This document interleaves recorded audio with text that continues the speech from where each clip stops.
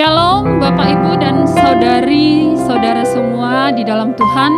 Apa kabarnya hari ini? Saya percaya karena kasih Tuhan kita ada di hari ini, biarlah kita semuanya menikmati kasih dan kebaikan Tuhan.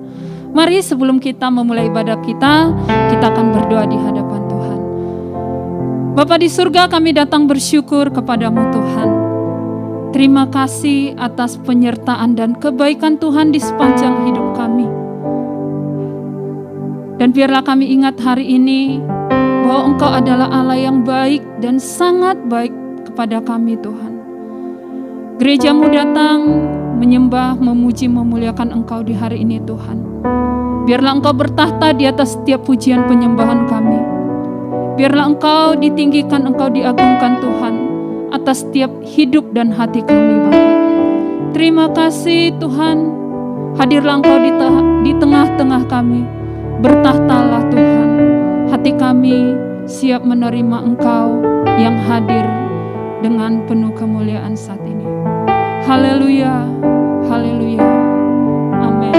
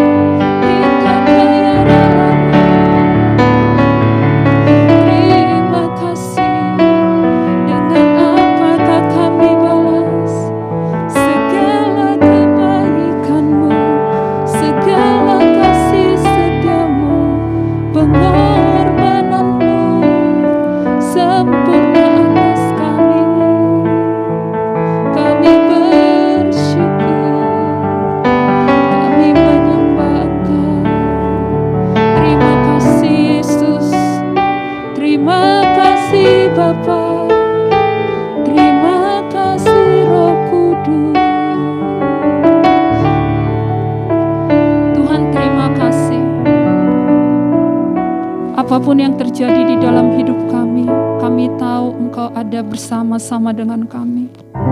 Sekalipun kami ada di dalam lembah kekelaman, firman-Mu berkata Tuhan, Engkau tidak akan sekali-kali meninggalkan kami. Engkau Allah Immanuel yang beserta dengan kami. Haleluya Tuhan, biarlah selamanya setiap kami menceritakan besar kasih setia-Mu Tuhan di dalam hidup kami. Terima kasih Yesus.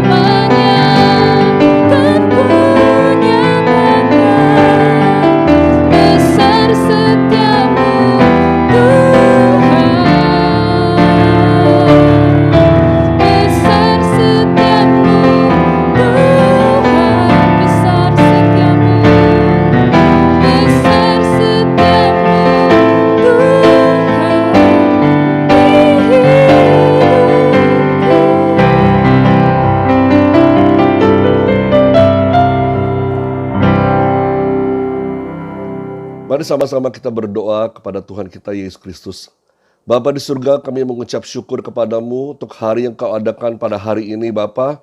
Dan kami boleh beribadah walaupun kami saat ini beribadah di rumah kami masing-masing. Tapi kami percaya hadiratmu terus menyertai kami.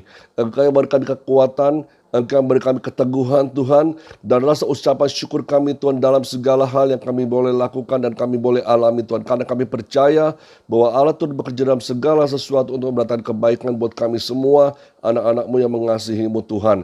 Saat ini biarlah kami boleh mendengarkan firman-Mu ya Allah. Dan biarlah Roh Kudus berikan kami hikmat, pengajaran dan pewahyuan baru buat kami semua. Supaya kami boleh mengertikan firman yang disampaikan pada hari ini. Terima kasih ya Tuhan, di dalam nama-Mu Yesus Kristus kami berdoa dan mengucap syukur. Haleluya, mari sama-sama katakan amin. Shalom, apa kabarnya saudara kasih dalam Tuhan Yesus Kristus? Apa kabarnya semuanya? Saya percaya dan yakin saudara semua dalam keadaan sehat-sehat semua, sukacita di dalam anugerah dan perlindungan Tuhan yang luar biasa. Puji Tuhan, pada hari ini kita akan masuk dalam bulan yang ke-7 saudara, bulan Juli.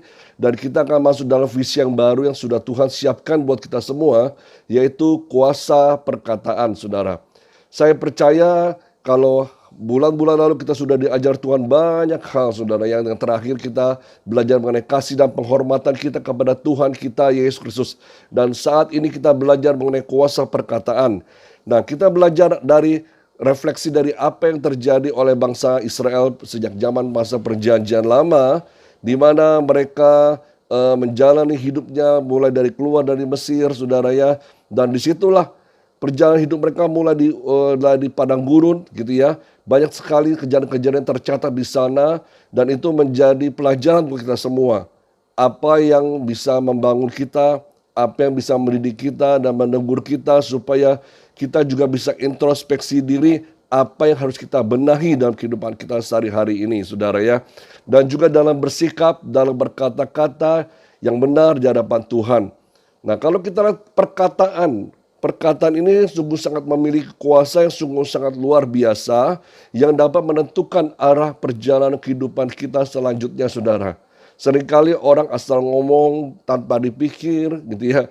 Orang asal ngomong cuap-cuap tanpa diingat-ingat lagi pokoknya apa yang ada di hatinya dikeluarkan begitu saja tanpa dia melihat kiri kanannya dan tanpa melihat Tuhan segala macam.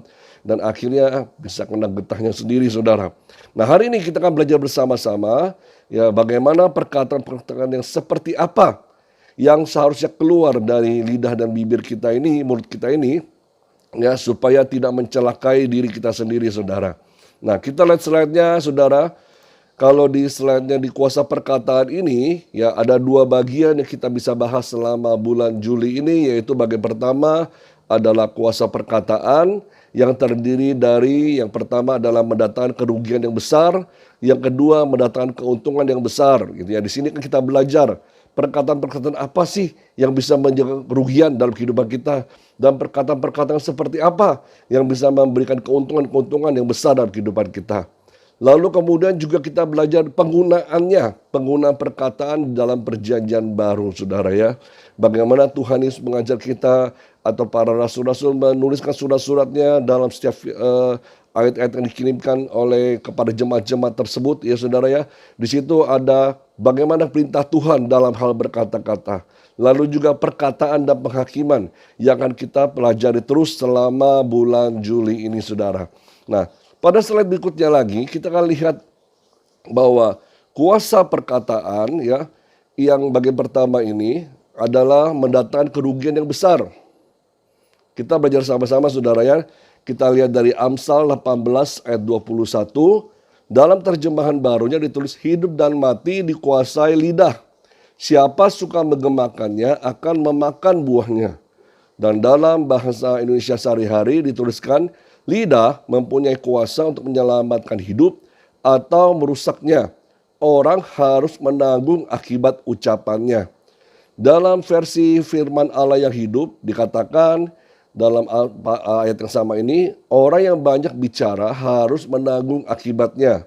Ada orang yang mati karena salah bicara. Waduh saudara ya, kalau kita lihat firman Tuhan ini sungguh sangat mengerikan karena perkataan kita, karena ucapan kita gitu ya, itu kita bisa makan getahnya atau buahnya saudara ya.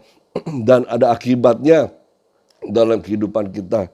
Kalau perkataan-perkataan yang benar, perkataan-perkataan yang teruji, perkataan-perkataan benar di hadapan Tuhan, dan Tuhan berkenan dalam perkataan kita, kita akan memperoleh berkat-berkat Tuhan.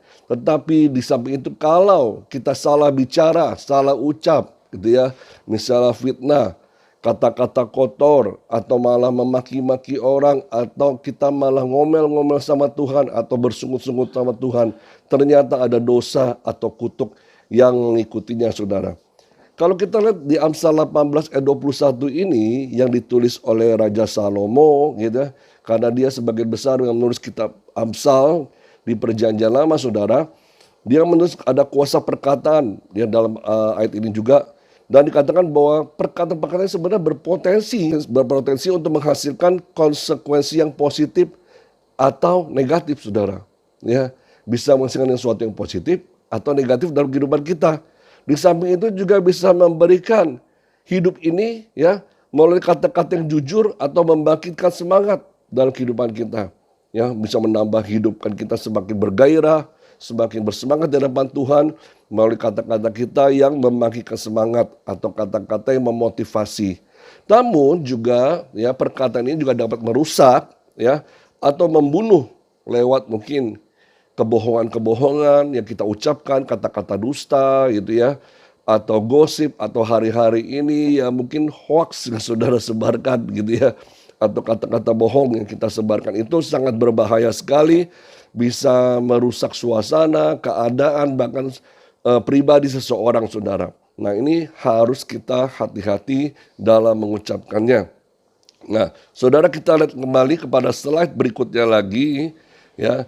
Di sini kita belajar dari bangsa Israel, ya, kata-kata yang mendatangkan kerugian yang besar. Di sini Rasul Paulus menuliskan kepada jemaat di Korintus di 1 Korintus 10 ayat 10 sampai 11 dikatakan, dan janganlah bersungut-sungut seperti yang dilakukan oleh beberapa orang dari mereka, sehingga mereka dibinasakan oleh malaikat maut. Semuanya ini telah menimpa mereka sebagai contoh dan dituliskan untuk menjadi peringatan bagi kita yang hidup pada waktu di mana zaman akhir telah tiba. Jadi Rasul Paulus ini menuliskan ayat ini, saudara, bukan cuma asal-asalan menulis, tetapi sebagai peringatan bagi umat yang percaya ke dalam Yesus Kristus, ya, supaya jangan melakukan lagi kesalahan-kesalahan yang sama seperti yang pernah dilakukan oleh bangsa Israel pada zaman Perjanjian Lama, ya. Lewat kata-kata mereka yang seringkali kalau nanti saudara baca, saudara kemudian beberapa saat ini, saudara ya, kita akan melihat mereka seringkali bersungut-sungut, marah-marah di hadapan Tuhan, merasa keadaan yang mereka alami tidak adil, tidak fair, gitu ya. Mereka lebih baik pulang kembali ke Mesir, ke negeri yang lama mereka, ke rumah mereka yang lama. Di situ lebih enak. Padahal Tuhan punya rencana buat bangsa Israel membawa mereka masuk dalam tanah perjanjian, akan memberkati mereka lebih lagi.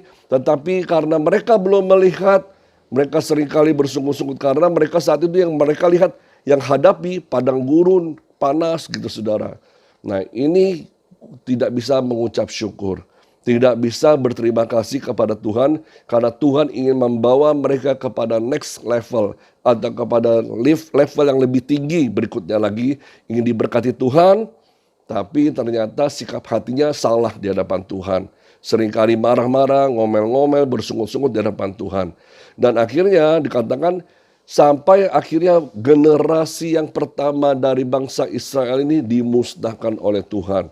Karena apa? Salah satu faktornya adalah karena mereka seringkali bersungut-sungut di hadapan Tuhan. Mereka tidak dapat menyelesaikan perjalanan mereka sampai ke tanah perjanjian. Nah, ini pun menjadi refleksi buat kita semua, saudara, supaya apa yang dialami oleh bangsa Israel di zaman perjanjian lama, pada saat Musa memimpin mereka keluar dari Mesir, itu tidak terjadi buat kita. Mungkin saat ini saudara tidak melihat apa yang di depan sana, saudara. Tapi saat ini saudara sedang dalam perjalanan menuju ke sana. Ya, lebih baik ya saudara ya, kita banyak mengucap syukur. Lebih baik kita banyak berdoa. Tetap percaya kepada Tuhan bahwa Tuhan akan memberikan rencananya yang indah buat kita. Saya percaya kalau setiap anak-anak Tuhan ya di dalam Tuhan, yang sungguh-sungguh mengikuti Tuhan dan mempercayai firman Tuhan, saya percaya Tuhan tidak akan memberikan rencana yang jelek buat kita. Dalam segala keadaan dia bisa mengubah yang jelek menjadi baik, saudara. Yang buruk menjadi lebih baik lagi, saudara. Hal itu yang luar biasa Tuhan kerjakan buat kita, karena apa? Mujizatnya masih nyata buat kita sampai hari ini. Dan kuasa Tuhan sampai hari ini masih bekerja di tengah-tengah kita, saudara. Kalau saudara bilang, aduh di masa pandemi ini kita susah segala macam. Ya, kita bisa mengucap syukur, saudara masih bisa beribadah di rumah saudara masing-masing. Tetap bisa bersekutu dengan Tuhan. Dan saya percaya kalau saudara benar-benar mengikuti Tuhan, dan Tuhan akan lindungi saudara. Ya, Tuhan jaga saudara. Bahkan Tuhan berikan kesehatan, kekuatan, kesembuhan buat saudara semua. Ya, nah kita akan lihat lagi kepada slide berikutnya lagi. Nah ternyata kalau kita lihat kata bersungut-sungut, ya ini karena kita bahas soal bersungut-sungut yang dilakukan oleh bangsa Israel, itu berasal dari kata bahasa Ibrani dan Yunaninya. Mari sama-sama kita lihat saudara. Dalam bahasa Ibrani, kata bersungut-sungut ini berasal dari kata lud atau lin, yang artinya stop atau berhenti, ya, atau tetap tinggal secara permanen. Jadi kalau saudara bersungut-sungut tanpa saudara sadari, saudara ini sedang tidak maju, gitu loh. Tidak maju dalam rencana Tuhan, tidak maju dalam tujuan Allah, tetapi saudara memilih untuk stop karena saudara bersungut-sungut, ya. Saudara ngedumel terus sama Tuhan. Saudara ngomel-ngomel terus sama, ngegerutu terus sama Tuhan. Artinya apa? Saudara stop, berhenti di satu tempat dan tidak mau maju lagi bersama-sama dengan Tuhan untuk masuk dalam berkat Tuhan, untuk masuk dalam perjanjian, tanah perjanjian Tuhan. Pengharapan yang sudah Tuhan berikan buat saudara ada di depan, tapi saudara tidak mau berjalan lebih lagi. Nah, kemudian juga dikatakan, digambarkan seperti perjalanan hari, yaitu pada malam hari yang pada satu titik berhenti gitu. Artinya apa? Satu malam hari ini benar-benar suatu malam yang amat pekat, yang tidak bisa dibilang, oh ini lebih malam lagi, ini lebih malam lagi. Enggak, benar-benar yang sudah malam hari di satu titik, ya saudara ya. Dimaknai ini sebagai komplain atau ketidakpuasan terhadap situasi, terhadap keadaan, terhadap orang-orang, saudara, bahkan terhadap Tuhan, saudara. Ya, lalu dari bahasa Ibrani juga yang kedua adalah ragan, yang diartikan sebagai ya menggerutu, tindakan menggerutu, yang sudah sampai sifatnya ini memberontak di hadapan Tuhan, ngelawan sama Tuhan, ngelawan sama pemimpin, ngelawan sama orang-orang yang Tuhan percaya untuk memimpin atau mengembalakan saudara, saudara ya. Lalu dalam bahasa Ibrani kata sungut-sungut ini yaitu dari gongutso, artinya yaitu mengeluh atau menggerutu atau bersungut-sungut. Digambarkan seperti suara burung merpati yang terus-menerus dengan suara yang pelan, saudara ya. Kalau suara burung merpati itu mungkin saudara pada dengar gitu terus bunyinya, saudara. Sampai kapan terus dia berbunyi nggak pernah habis-habisnya, saudara. Ya, seperti nggak ada lelahnya untuk terus berbunyi. Begitu juga dengan orang yang suka menggerutu, mengeluh, bersungut-sungut, seperti itu, seperti radio rusak, saudara. Ya, bunyi selalu menggelitik telinga atau menggelitik hati kita. Aduh, kayaknya dengar lagi, gerutuan lagi, ini orang bersungut-sungut lagi, capek juga dengarnya, saudara ya. Saya tidak tahu apakah orang yang menggerutu atau bersungut-sungut itu dia capek atau tidak batinnya, saudara. Dia seharusnya mulai belajar untuk bisa berdamai dengan keadaan, berdamai dengan situasi, dan bisa mengucap syukur kepada Tuhan, saudara. Nah, jadi kalau kita lihat ada benarnya juga ada ungkapan seperti mulutmu harimaumu, ya. Ungkapan ini mengingatkan kita perlu berhati-hati dengan perkataan yang kita ucapkan, saudara. Kadang kita nggak main mikir lagi, maunya nyerocos aja, saudara ya. Pokoknya apa yang ada timbul di pikiran, di hati ini ngomongin semuanya, dikeluarin semua unek-uneknya tanpa berpikir panjang lagi. Tapi tanpa saudara sadari, mulut kita ini ya bisa mengeluarkan kuasa dalam perkataan kita.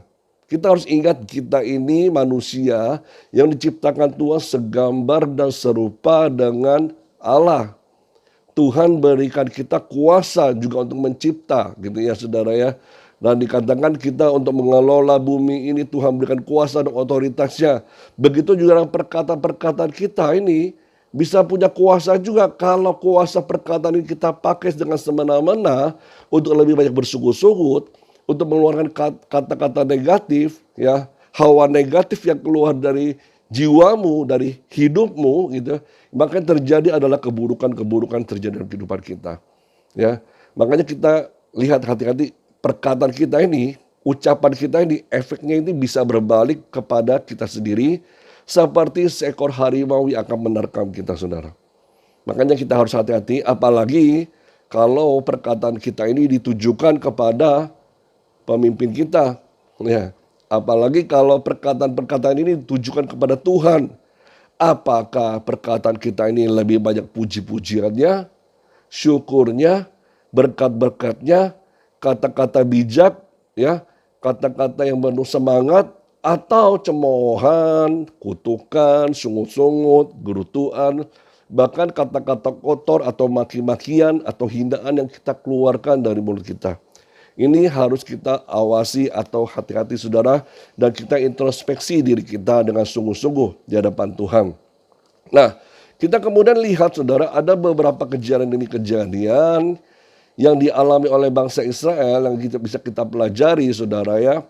Ada beberapa hal peristiwa dialami oleh bangsa Israel ketika mereka mulai bersungut-sungut di hadapan Tuhan. Nah, pada saat ini, hari ini kita akan bahas 3 peristiwa. Minggu berikutnya kita akan lanjutkan lagi saudara ya. Nah, minggu ini kita akan belajar ada 3 peristiwa, yaitu peristiwa yang pertama di mana yaitu kita tahu ada peristiwa air minum di Mara. Mari kita buka firman Tuhannya, Keluaran 15 ayat 22 sampai dengan 27 saudara. Ya, kita sama-sama baca saudara ya. Di sana dikatakan, Musa menyuruh orang Israel berangkat dari Laut Teberau, lalu mereka pergi ke padang gurun Syur. 3 hari lamanya mereka berjalan di padang gurun itu dengan tidak mendapat air. Sampailah mereka ke Mara, tetapi mereka tidak dapat meminum air yang di Mara itu, karena pahit rasanya. Itulah sebabnya dinamai orang tempat itu Mara. Lalu bersungut-sungutlah bangsa itu kepada Musa. Kata mereka, apakah yang akan kami minum? Musa berseru-seru kepada Tuhan, dan Tuhan menunjukkan kepada sepotong kayu. Musa melemparkan kayu itu ke dalam air, lalu air itu menjadi manis. Di sanalah diberikan Tuhan ketetapan-ketetapan dan peraturan-peraturan kepada mereka. Dan di sanalah Tuhan mencoba mereka.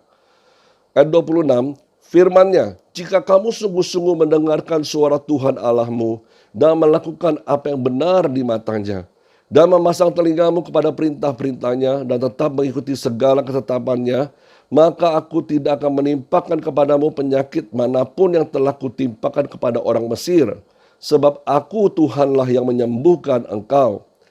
Sesudah itu sampailah mereka di Elim. Di sana ada 12 mata air dan 70 pohon korma. Lalu berkemahlah mereka di sana di tepi air itu. Nah saudara, kembali kalau kita lihat di sini ya, apa yang terjadi di Mara ketika mereka keluar dari Laut Teberau atau Laut Merah tersebut, saudara, berhasil menyeberang gitu. Dan ternyata mereka dapati setelah berjalan gitu, mereka dapati tidak ada air untuk mereka bisa dapat minum. Sampai suatu saat mereka ketemu tempat yang dinamanya suatu tempat yang bernama Mara. Di situ ada mata air saudara, ya, ada sumur gitu ya. Dan ternyata mereka minum dari sana, tapi airnya pahit.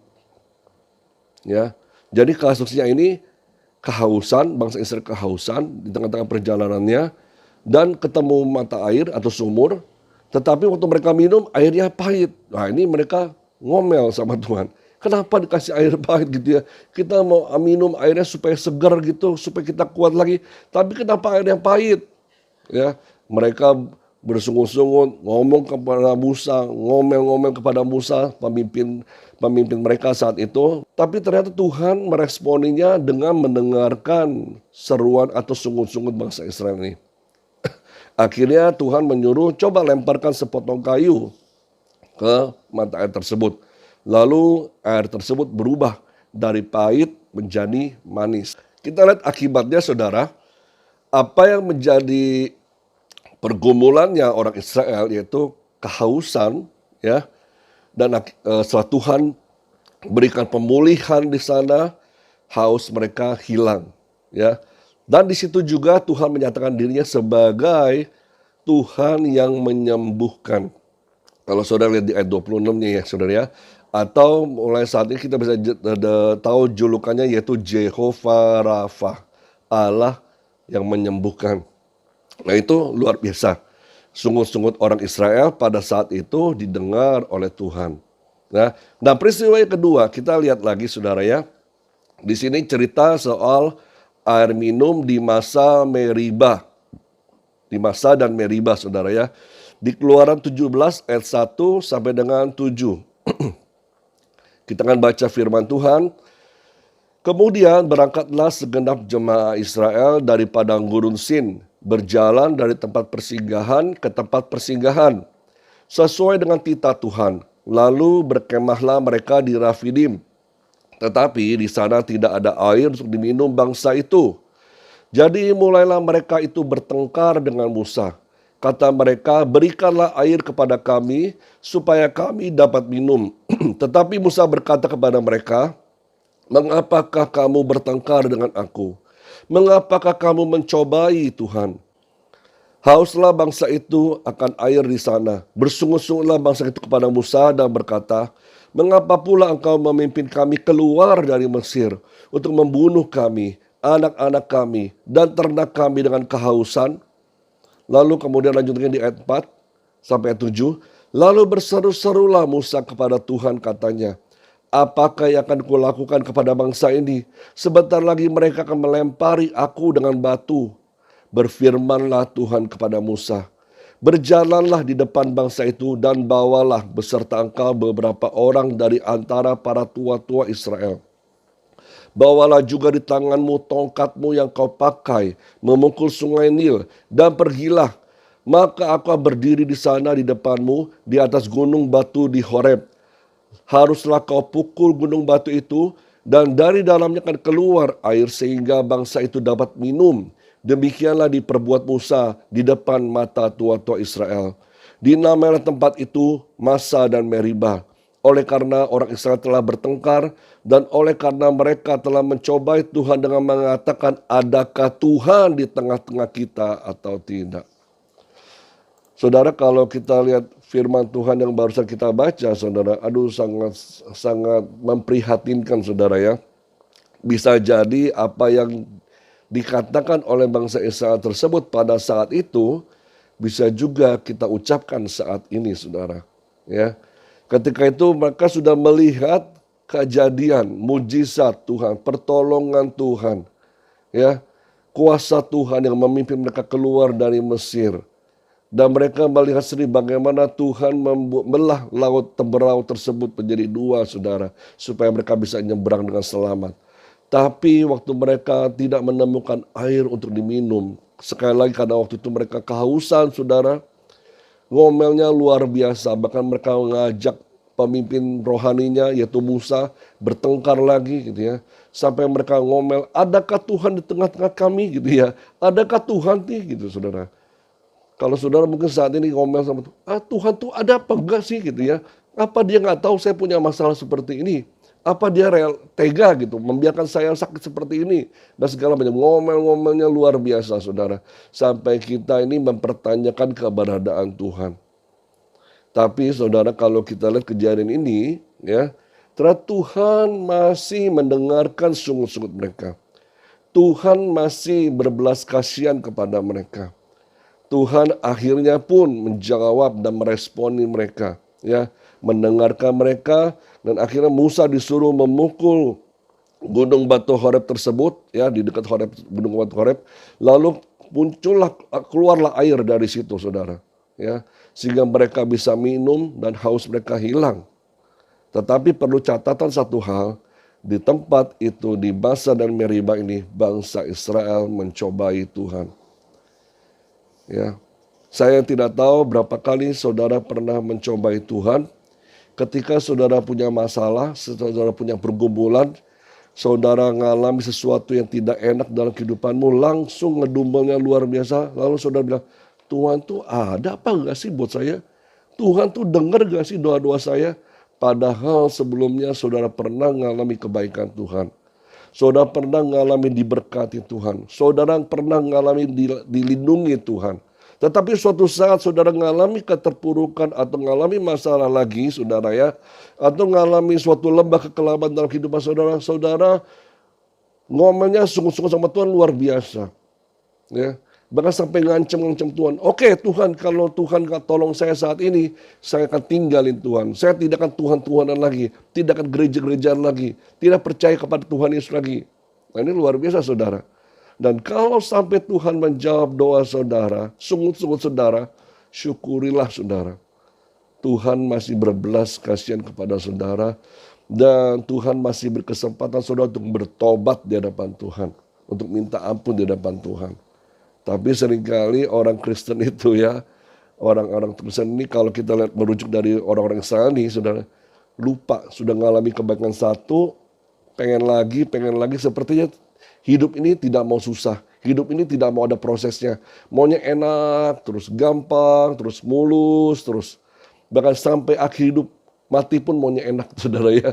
Nah itu saudara, nah kadang-kadang kita berpikir ini manusia yang gampangan sekali, tidak mau didewasakan oleh Tuhan dalam menghadapi kehidupan di dunia ini. Saya tahu saudara keadaan dunia ini kalau kita nggak kuat iman kita, nggak kuat mental kita, nggak kuat firman Tuhan dalam kehidupan kita, akan mudah sekali kita terhanyut dan jatuh bangun di dalamnya saudara. Bisa jadi saudara jatuh dan tidak bangun-bangun lagi saudara. Nah itu sangat bahaya. Makanya kadang-kadang Tuhan didik kita, ajar kita supaya kita punya iman yang semakin dikuatkan. Roh kita semakin dikuatkan. Menyala-nyala di depan Tuhan. Walaupun kadang kita tidak melihat pertolongan Tuhan saat itu. Tapi saya percaya ya melewati ada satu titik tertentu. Tuhan akan turun tangan menolong kita.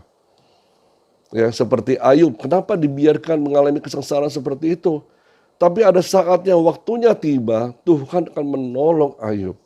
Begitu juga ketika Sadrak, Mesak dan Abednego harus berhadapan dengan dapur perapian. Kenapa kok Tuhan tega sekali harus masuk dapur perapian? Padahal kan bisa Tuhan langsung lewatkan gitu. Tapi justru lewat kesusahan yang akan mereka alami, di situ kemuliaan Tuhan dinyatakan di tengah-tengah mereka sehingga orang yang nggak percaya Tuhan jadi percaya. Oh, ternyata Tuhan yang nolong mereka, Tuhan yang melindungi mereka. Begitu juga kita, saudara. Saya percaya ketika kita mengalami kesusahan, bukan berarti Tuhan tega, tetapi ada maksud dan rencana Tuhan. Kita jalani sambil kita mengucap syukur. Dengan mengucap syukur ada kekuatan yang baru Tuhan berikan. Seperti Tuhan berikan energi yang baru buat kita. Tapi kalau sudah mengeluh, menggerutu, akan terus menambah beban hidup ini bertambah semakin berat, saudara, dalam kehidupan kita, saudara ya. Nah, hal yang ketiga, peristiwa yang ketiga yang kita akan pelajari pada hari ini adalah soal makanan. Ya, diambil dari Keluaran 16 ayat 1 sampai 36. Tapi di sini saya akan ambil beberapa ayat firman Tuhan yang ada di bagian tersebut, saudara ya, supaya bisa kita pelajari bersama-sama. Di situ saat itu bangsa Israel bersungut-sungut lagi sama Tuhan, ngomel-ngomel lagi sama Tuhan soal makanan. Mereka berkata, nggak ada makanan ini di padang gurun, kita mau makan apa, kelaparan semua ini gitu saudara ya. Tapi Tuhan masih bersabar hati dan mendengar sungut-sungut mereka, saudara. Mari kita lihat sama-sama di Keluaran 16 ayat 1 ya sampai 3 ya. Setelah mereka berangkat dari Elim, tibalah segenap jemaah Israel di padang gurun Sin yang terletak di antara Elim dan Gunung Sinai. Pada hari ke-15 bulan yang kedua sejak mereka keluar dari tanah Mesir. Di padang gurun itu bersungut-sungutlah segenap jemaah Israel kepada Musa dan Harun. Dan berkata kepada mereka, kalau kami mati tadinya di tanah Mesir oleh tangan Tuhan ketika kami duduk menghadapi kuali berisi daging dan makan roti sampai kenyang. Sebab kamu membawa kami keluar ke padang gurun ini untuk membunuh seluruh jemaat ini dengan kelaparan. Bayangin saudara, luar biasa.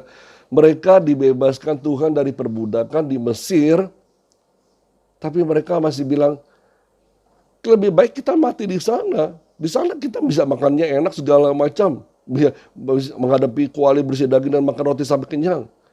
Mereka nggak menyadari bahwa mereka di bawah Tuhan dibebaskan dari perbudakan. Kenapa? Mereka sudah waktu di Mesir mereka berkeluh kesah sama Tuhan. Berteriak di hadapan Tuhan. Dan Tuhan dengar doa mereka dan Tuhan bawa mereka keluar untuk diberikan tanah yang baru, negeri yang baru, yang berlimpah susu dan madunya. Tapi tetap tidak tahu berterima kasih. Ya, bahkan menyamakan pembebasan mereka dengan peristiwa mereka kejadian mereka di Mesir, saudara. Aduh, sangat memprihatinkan. Lalu kita lanjutkan lagi di ayat 4 dan 5-nya. Lalu berfirmanlah Tuhan kepada Musa, sesungguhnya aku akan menurunkan dari langit hujan roti bagimu, maka bangsa itu akan keluar dan memungut tiap-tiap hari sebanyak yang perlu untuk sehari. Supaya mereka kucoba apakah mereka hidup menurut hukumku atau tidak.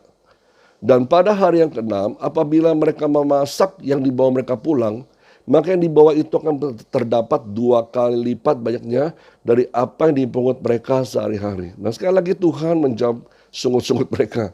Ya sudahlah, okelah mereka soal makanan. Tuhan berikan mereka makanan. Diberikan hujan roti ya bagi mereka. Dan selama 6 hari itu mereka disuruh memungut makanan itu, ya saudara ya, kumpulin semuanya. Jadi mereka masak semuanya, diolah semua sehingga mereka bisa tetap berkecukupan. Lalu gak cuma itu saja saudara, ya. Dikatakan dalam ayat 12 sampai dengan ayat 15 ya, saudara kita lihat sama-sama. Aku telah mendengar sungut-sungut orang Israel, katakanlah kepada mereka pada waktu senja kamu akan makan daging dan pada waktu pagi kamu akan kenyang makan roti. Maka kamu akan mengetahui bahwa akulah Tuhan Allahmu. Pada waktu petang datanglah berduyun-duyun burung puyuh yang menutupi perkemahan itu. Dan pada waktu pagi terletaklah embun sekeliling perkemahan itu. Ketika embun itu telah menguap, tampaklah pada permukaan padang gurun sesuatu yang halus, sesuatu yang seperti sisik, halus seperti embun beku di bumi. Ketika orang Israel melihatnya, berkatalah mereka seorang kepada yang lain, apakah ini? Sebab mereka tidak tahu apa itu. Tetapi Musa berkata kepada mereka, inilah roti yang diberikan Tuhan kepadamu menjadi makananmu. Ternyata Tuhan menjawab loh sungguh-sungguhnya orang Israel itu. Ya, tidak cuma dikasih roti, tetapi dikasih daging. Dikatakan gitu ya saudara ya, kalau pagi itu ada sediaan roti dari surga itu dan buat mereka semua. Tapi waktu petang itu datanglah burung-burung puyuh itu seperti daging yang Tuhan sediakan buat mereka sehingga mereka bisa tangkap itu dan mereka bisa makan, saudara. Bisa diolah untuk dimakan. Tetapi sekali lagi mereka tetap aja bersyukur-syukur di depan Tuhan. Nah di ayat 25 sampai 26 dikatakan selanjutnya kata Musa, makanlah itu pada hari ini sebab hari ini adalah sabat untuk Tuhan dan pada hari ini tidaklah kamu mendapatnya di padang. 6 hari lamanya kamu memungutnya tetapi pada hari ke-7 ada sabat. Maka roti itu tidak ada pada hari itu. Ya, ayat 29, perhatikanlah Tuhan telah memberikan sabat itu kepadamu. Itulah sebabnya pada hari ke-6 ia memberikan kepadamu roti untuk 2 hari. Tinggallah kamu di tempatmu masing-masing. Seorang pun tidak boleh keluar dari tempatnya pada hari ke-7 itu. Nah dari sinilah kita belajar tentang hari Sabat. Di mana 6 hari manusia itu diperintahkan untuk bekerja. Dan 1 hari diperintahkan untuk bersekutu dengan Tuhan atau istirahat atau Sabat saudara. Di hadapan Tuhan hanya mengkhususkan hari itu untuk Tuhan saja. Dan Tuhan sediakan berkatnya tersendiri buat umatnya, buat bangsa Israel saat itu saudara. Di sini kita belajar bahwa Tuhan menyediakan keperluan, kebutuhan orang-orang Israel pada saat itu saudara. Ya kita kembali kepada slide-nya saudara. Kalau kita lihat di sini pada perikop ini, kita lihat kasus yang terjadi saat itu orang Israel ketakutan akan mati kelaparan di tengah-tengah padang gurun. Ya. Mereka mau minta makanan sama Tuhan, tetapi caranya itu yang salah gitu ya. Caranya itu yang tidak berkenan. Seringkali kita mohon sesuatu sama Tuhan atau berdoa sama Tuhan, gitu saudara ya. Tapi caranya itu salah. Kita bukan berdoa sama Tuhan minta dengan sungguh-sungguh, minta dengan penuh pengharapan kepada Tuhan, bukan sungut-sungut atau ngancem-ngancem Tuhan, saudara. Ya, kasus yang dihadapi oleh bangsa Israel saat itu mereka takut mati kelaparan. Tetapi Tuhan masih mendengarkan lagi doa mereka, sungut-sungut mereka, bukan doa sih saudara, lebih banyak sungut-sungutnya saya bilang ya. Lebih banyak sungut-sungutnya, lebih banyak marah-marahnya, bahkan ngancam-ngancam Tuhan saudara. Dan Tuhan memberikan mana, yaitu roti malaikat buat mereka. Gak cuma roti mana doang, tetapi juga Tuhan berikan daging burung. Di situ juga Tuhan memperkenalkan tentang Sabat kepada bangsa Israel, supaya orang-orang Israel ini belajar untuk mulai mematuhi aturan yang Tuhan tetapkan buat mereka. Ya, tidak berlaku seenaknya, tidak berbuat seenaknya, tidak berespon yang salah, tidak bersikap yang salah di hadapan Tuhan. Nah, hari ini, saudara, kita belajar soal 3 peristiwa yang sudah dialami oleh bangsa Israel. Mereka bersungut-sungut, tetapi pada batas tertentu Tuhan masih menjawab atau meresponi sungut-sungut mereka. Tetapi nanti ibadah minggu depan saudara, kita akan sama-sama belajar ketika sungut-sungut bangsa Israel sudah tidak didengar lagi oleh Tuhan. Ya, sungut-sungut yang sampai seperti apa.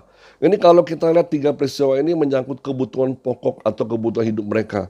Oh, Tuhan masih penuhi. Tuhan masih cukupi. Tuhan masih pelihara mereka. Tetapi udah lebih keterlaluan gitu ya, keterlaluan. Nah, Tuhan juga bertindak lebih lagi saudara kepada bangsa Israel. Makanya kita harus hati-hati saudara, sampai mana, batas mana kita bisa bersikap. Sampai batas mana kita bisa bersungut-sungut atau di hadapan Tuhan ini ngomel-ngomel di hadapan Tuhan. Ya, kita sebagai umat yang percaya harus belajar dan mempercayai Tuhan dalam segala hal. Ya, kalau saudara meragukan Tuhan, ya, meragukan Yesus, meragukan Tuhan yang saudara percayai sampai saat ini, Tuhan mana yang saudara percayai? Itu saudara ya. Artinya apa? Saudara selama ini mengenal Tuhan setengah-setengah. Belum sepenuhnya, belum sepenuh hati saudara. Belum seluruh pikiran saudara mengenal Tuhan. Ya, baru sebagian kenal Tuhan. Tapi saudara sudah marah-marah sama Tuhan saudara. Tuhan itu maha besar. Bahkan pikirannya tidak terselami oleh pikiran kita. Kehendaknya, jalan-jalannya begitu luar biasa. Kadang-kadang kita mencoba memikirkan seperti pikiran manusia. Itu terbatas saudara. Nah, kita sekarang ini belajar kalau kita mau percaya kepada Yesus, belajar untuk menyerahkan seluruh hidup kita sepenuhnya pada Tuhan. Kita percaya dan yakini bahwa Tuhan pasti memberikan yang terbaik dalam kehidupan kita. Kita belajar jangan seperti orang Israel yang mudah sekali bersungut-sungut, marah-marah di hadapan Tuhan. Kita sadar bahwa kita ini ada sebagai ciptaan Tuhan yang diciptakan segambar dan serupa dengan Dia. Tuhan berikan anugerahnya dan lebih banyak kita mengucap syukur kepada Tuhan. Kita berikan puji-pujian buat Tuhan, kita berikan penghormatan buat Tuhan. Itu yang terbaik dalam kehidupan kita saudara. Mari saudara, untuk menutupi firman Tuhan pada hari ini, kita akan sama-sama mengangkat satu pujian di hadapan Tuhan. Haleluya.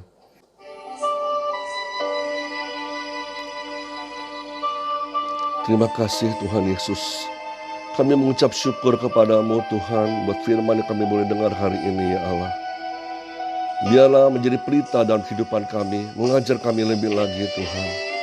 Terpujilah nama Tuhan, haleluya, haleluya.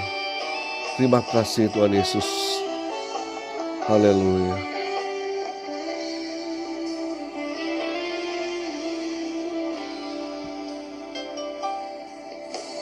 Pujian dan syukurku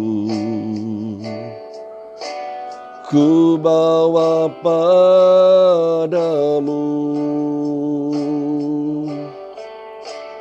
dengan rendah hati ku persembahkan.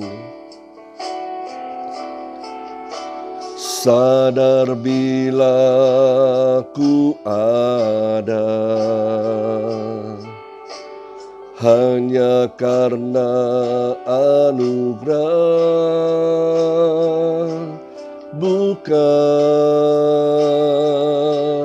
karena kekuatanku.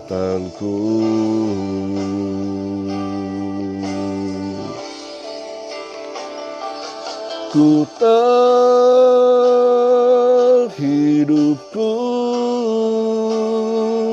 adalah penyembahan. Kau ciptakanku dalam kemuliaan-Mu.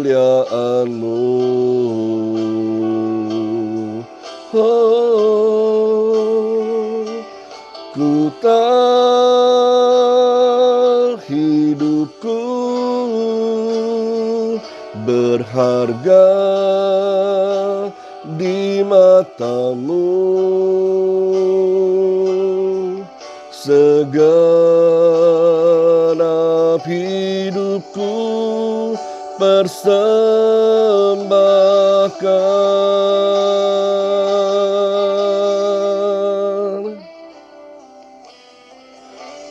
Bapa di surga, terima kasih ya Tuhan buat firman-Mu ini Allah, yang mengajar kami dan mendidik kami lebih lagi ya Tuhan, untuk kami boleh berkaca atau introspeksi diri kami Tuhan dengan firman-Mu ya Allah. Kami ada saat ini karena anugerah daripada-Mu.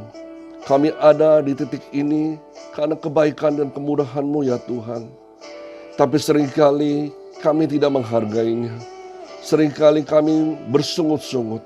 Seringkali kami tidak puas Tuhan. Merasa banyak yang kurang di sana dan di sini ya Bapa. Ajar kami Tuhan untuk bisa mengucap syukur kepada-Mu. Bisa menerima dan terus bersyukur dan berterima kasih buat setiap peristiwa, keadaan. Bahkan hari ini kami boleh tetap hidup, kami tetap ada karena kasih karunia-Mu ya Tuhan. Kami boleh menghargainya dan banyak berterima kasih kepada-Mu ya Allah. Ajar kami Tuhan ketika kami melihat ada banyak kekurangan, ada banyak kebutuhan hidup kami, untuk tidak banyak bersungut-sungut di hadapan-Mu, tapi kami bawa dalam doa-doa dan permohonan-permohonan kami kepada-Mu Tuhan. Karena kami percaya doa orang benar bila dengan yakin didoakan sangat besar kuasanya ya Allah. Dan kami juga percaya Bapa, waktu kami berdoa di hadapan-Mu Tuhan, Engkau juga mendengar setiap permohonan-permohonan kami dan menjawab kebutuhan-kebutuhan kami ya Tuhan. Terima kasih ya Allah, kami mengucap syukur kepada-Mu. Menterapkan seluruh firman-Mu ini Tuhan dalam kehidupan kami lebih lagi. Dan berbicaralah dan ajarlah kami ya Tuhan. Didiklah kami dan tuntunlah kami kepada jalan-Mu ya Allah. Terpujilah nama Tuhan, kami mengucap syukur ya Yesus. Dan saat ini kami juga berdoa Tuhan untuk keadaan di negeri kami ini Tuhan. Engkau tahu keadaan negeri ini semakin banyak orang-orang yang terkena wabah corona atau COVID-19 ini ya Allah. Biar oleh karena kasih dan kemurahan-Mu Tuhan, biar kiranya pandemi COVID-19 ini Tuhan semakin dilenyapkan dan semakin dimusnahkan dari negeri ini ya Bapa. Sehingga banyak orang disembuhkan, banyak orang dipulihkan ya Tuhan. Dan negeri ini kembali seperti semula ya Tuhan. Yang boleh tetap aman, tetap makmur Tuhan, tetap terlindungi oleh Engkau ya Tuhan. Dan kami percaya walaupun kami harus melewati badai ini, kami tetap dikuatkan oleh Engkau ya Allah. Terima kasih Tuhan Yesus, kami ucap syukur. Berkati juga ya Tuhan dalam penyebaran vaksin di mana-mana. Biar semua masyarakat bisa menerimanya ya Tuhan. Dan tetap bisa mengucap syukur dan memperdaya imun yang tubuh yang semakin kuat ya Tuhan. Sehingga herd immunity untuk seluruh bangsa Indonesia terjadi ya Allah. Terima kasih Bapa. Terima kasih Tuhan Yesus. Dan kami juga berdoa ya Tuhan. Biar Engkau juga berkati setiap pribadi lepas pribadi. Keluarga lepas keluarga ya Tuhan. Dimanapun mereka berada saat ini. Yang beribadah secara online di rumah mereka masing-masing. Kau sertai mereka. Kau beri kekuatan. Singkirkan ketakutan, kecemasan, kekhawatiran atau apapun juga. Hilangkan dari hidup kami Bapa. Untuk kami makin percaya kepadamu dan rencana-Mu yang terjadi buat kami ya Allah. Berkati rumah tangga yang ada. Berkati mereka, usaha mereka dibuat berhasil, dan pekerjaan-pekerjaan mereka dibuat terlaksana oleh dan diberkati Tuhan dengan luar biasa. Yang sekolah Kau berkati juga ya Tuhan. Dan kasih kemurahan Tuhan menyertai kami semua. Dan kami boleh akhiri ibadah dengan penuh berkat daripadamu. Dan biarlah berkat dari Allah Bapa, kasih Tuhan Yesus Kristus, dan kuasa Allah Roh Kudus menyertai kita semua. Dari sekarang sampai selama-lamanya, sampai Tuhan Yesus dan kedua kalinya menjemput kita semua di awan-awan permai. Kita semua tadi berkati Tuhan, sama-sama katakan amin. Haleluya. Shalom saudara semuanya, selamat hari Minggu, Tuhan Yesus berkati, tetap sehat selalu, dan tetap jaga protokol kesehatan saudara ya. Haleluya, sampai ketemu lagi di minggu depan.